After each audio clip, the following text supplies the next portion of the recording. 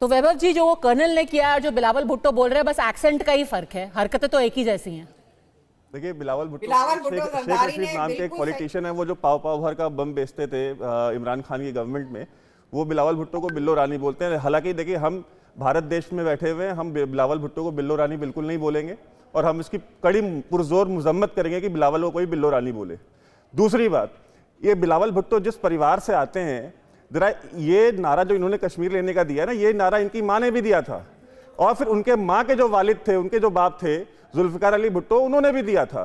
भुट्टो के साथ क्या हुआ हमें बताने की जरूरत नहीं है। और पाकिस्तान आर्मी ने किया, और पाकिस्तान आर्मी ने किया, और बेनजीर भुट्टो के साथ भी, बेनजीर भुट्टो के साथ आर्मी ने खुद मरवा दिया, खुद आर्मी ने मरवाया। तो बिलावल भुट्टो के साथ भी क्या होना है, ये वहां की फौज डिसाइड करेगी। भगवान। और ये जो शाहिदा जी हैं, ये जियाली हैं पीपल्स पार्टी की तरह, इनको तारीख पढ़ लेनी चाहिए। और जिस फौज की ये बातें कर रही हैं, वो कौन सी फौज है जिसने मोहम्मद अली जिन्ना की बहन फातिमा जिन्ना को गोली मारी, कुतिया के गले में लालटेन डाल के, जो कि चुनावी चिन्ह था फातिमा जिन्ना का, और पूरे पंजाब में घुमाया गया उस कुतिया को। ये तारीख है इनकी फौज की। उसके बाद अपने पहले प्रधानमंत्री लियाकत अली खान को गोली मारी, उसकी आज तक जांच पूरी नहीं हुई। जुल्फिकार अली भुट्टो को मारा, बेनजीर भुट्टो को मारा, उसके बाद नवाज शरीफ को मारने वाले सऊदी अरेबिया वालों ने आकर के जान बचा ली। वो पंजाबी था तो बच गया।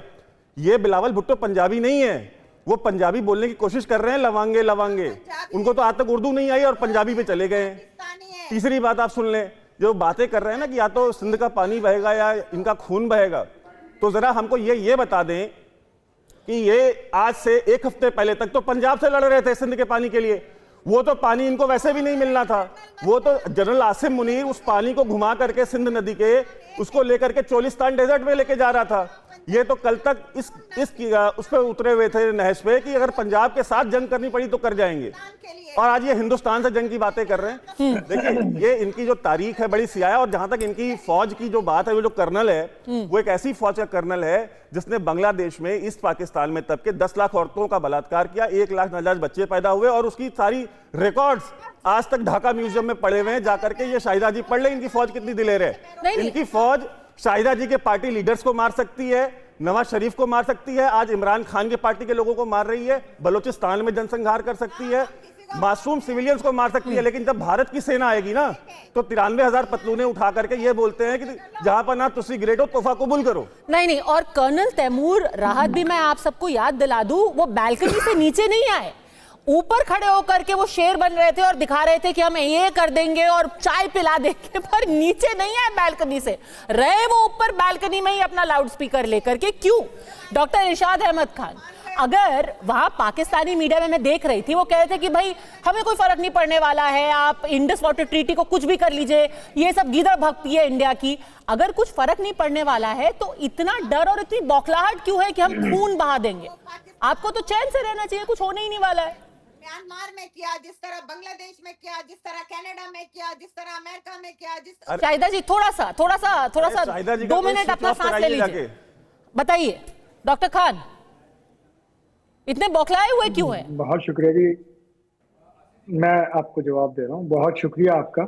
पहले तो आपके दुरुस्त कर दूं आप लोगों को कि आप कह रहे थे कि आपके मुल्क में हमला हुआ। हमला कश्मीरियों के मुल्क में हुआ, जो कि आपने कब्जा किया हुआ। हमारा मुल्क है सर, वो हमारा मुल्क है। अल्फाज ठीक कीजिए, हमारा मुल्क है, मुल्क नहीं है कश्मीर का। आप 70 सालों से कोशिश कर रहे हैं, तो हमारा, हमारे इलेक्शन कमिशन ने इलेक्शन कराया है, मैं बड़े हमारे नेता वहां के मुख्यमंत्री हैं। मैंने आपको 20 मिनट तक सुना, मैंने 20 मिनट तक सुना, मुझे 1 मिनट दीजिए। आप फैक्चुअली इनकरेक्ट हैं, तो मैं आपके एरर्स नहीं ऑन एयर जाने दूंगा। मैं बिल्कुल आपको बता रहा हूँ, अपनी परेशानी बता रहा हूँ। मैं परेशान हूँ कश्मीरियों के लिए, मैं परेशान हूँ इंसानों के लिए। आप चुप कर जाए, मैं आप लोगों के दरमियान में। इरशाद साहब, आप जरा 1 महीना और रुक जाइए। 1 मिनट बोलने। इरशाद साहब 1 महीना रुक जाइए। ये जो आपने हमारा कश्मीर रखा हुआ है ना, उसको भी ले लेंगे। ऑल फॉल सुने, मैंने बड़ी ऑल फॉल सुनी। 1 महीने रुकिए, ज्यादा दिन नहीं कह रहा हूँ। हिम्मत रखें, हम हिम्मत रखें ना, सुने अभी पूरी बात तो करने देंगे। लेकिन आपने कहा ना, जो हमारा कश्मीर है, आपका कश्मीर नहीं है, वो हमारा कश्मीर है।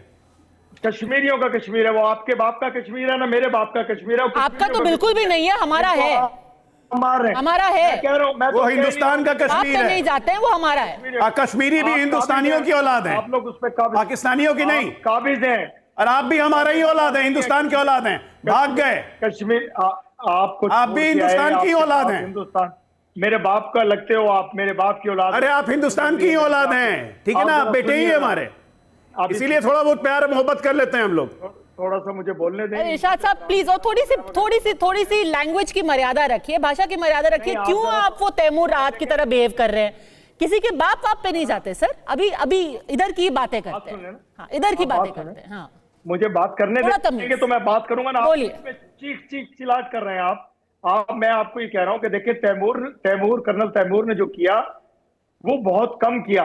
अगर कर्नल तैमूर की जगह मैं होता, जो ये मेरी एम्बेसी के आगे प्रोटेस्ट करने आए थे, पहले मैं इनको मुर्गा बनाता, इनके डंडे लगाता, फिर इनकी गर्दनें हलाल करवाता कि ये मेरी आर्मी को थ्रेट दे रहे हैं कि जी गर्दनें काट लेंगे मेरे आपके अब्बा का राज चल रहा है क्या यूके में, जो आप मुर्गा बनवाते हैं? आपकी औकात है। पाकिस्तान समझा हुआ है क्या? दुनिया में हर जगह खड़ा हूं। नहीं, आपके अब्बा का राज है नहीं यूके में, मान रखूंगा। ये पाकिस्तान समझा हुआ है इसको, आप जैसे ये जो पाकिस्तान समझा हुआ है। अपने देश में तो अपने आप को मुर्गा बना नहीं सकते हो। अच्छा, तमीज देखिए इनके बात आप करने लोगों की। के दरमियान में अरे मैं बोला नहीं हूं। बेहुदा आदमी है आप ये, तमीज देखिए, आप जरा चुप कीजिए। मुर्गा बनवाता, आप बेहुदा बदतमीज आदमी हो। मुर्गा बनवाता, मुर्गा बन के कुकुलू शर्म की बात है सर कि आप टीवी पर बैठ करके कह रहे हैं कि आप इन लोगों को हलाल कराते हैं। आपको मतलब शर्म भी नहीं है? टीवी पे बदतमीजी करेंगे। आपको बदतमीजी की पड़ी। आप टीवी पे बैठ के कह रहे हैं कि जो लोग वहां पर शांति से खड़े हुए हैं, अपने देश में हुए हत्या की, नरसंहार के खिलाफ प्रदर्शन कर रहे हैं, आप उनको हलाल कर देंगे। और आप टीवी पे बैठ करके ये धमकियां दे रहे हैं। बैल्कनी से तो उतरा नहीं गया आपसे, दुनिया को आप हलाल करने चले हैं। हमें मेरी फौज को गालियां देंगे आप? हाँ, मेरी फौज कम से कम इतनी तो हिम्मत करते डालिए ना पाकिस्तान से भागने का। बात तो कर लेते। करें आप लोग। आप जरा चुप कीजिए ना। तेजस जवाब देंगे। तेजस है ना वहां का पे? भी टिकट कट गया पाकिस्तान तेजस से। आपको भाग रही है बताइए भी कि कल क्या परसों। रियलिटी थी आपके डिफेंस अटैचे की और आपके पूरे डिप्लोमेटिक स्टाफ की? आप देखिए, तेजस। ये अभी इनके अधिकारी बोल रहे थे कि वहां पर इंडिया के लोग, संघ के जिहादी लोग प्रोटेस्ट करने गए थे। मैं यहाँ पे स्टूडेंट हूँ, हमारे साथ इतने सारे पढ़े लिखे स्टूडेंट्स वहां पर थे, सारे वर्किंग प्रोफेशनल और रेप्यूटेड डायस्पोरा के लोग थे। हम लोग जिहादी हैं?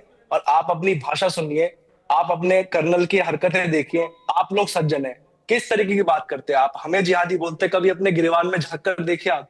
हम छात्र होकर इतने भावुक हैं, जिस तरीके की हमारे देश के लोगों के साथ हत्या हुई है, हम सब छात्र होकर इतना साहस कर रहे हैं। आपके कर्नल हमें वहां पर जान से मारने की धमकी दे रहे हैं, फिर भी 4 घंटे हम वहां प्रोटेस्ट करने के लिए खड़े रहे हैं। तो ये किस तरीके की आप शर्मनाक बात करते हैं कि यूके में आप हमें मरवा देंगे, करवा देंगे? आपको लगता है माननीय क्योंकि प्रधानमंत्री वैभव मोदी जी जी को कहते हैं ना, जाकी रही भावना जैसी। वहां पर जो मैं पर्सनली जानती हूं, जो लोग प्रोटेस्ट करने गए थे, पीएचडी के स्टूडेंट्स हैं, वहां प्रोफेसर्स थे, पर उनको तो सब जिहादी दिखाई देंगे ना वैभव जी?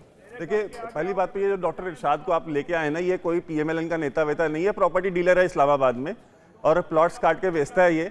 और जब सीमा हैदर इंडिया आई थी तो ये बातें कर रहा था कि ये दुबई के मिर्ची क्लब में जाता था और वहाँ उसका डांस देखता था। तो ये इस तरह का आदमी है, आप लोगों ने उसको पीएमएलएन का नेता बना के यहाँ बिठाया हुआ है। दूसरी बात कि देखिए, ये जो लाहौर के ग्वाल मंडी से जहाँ से ये आया हुआ है ना, ये बड़ी बड़ी बातें कर रहा है। तुम्हारी पार्टी की जो अभी इस समय पंजाब की जो वजीर आला है ना, मरियम नवाज, उसके बेडरूम में घुसी थी तुम्हारी फौज। ये तुम्हारी फौज की औकात है।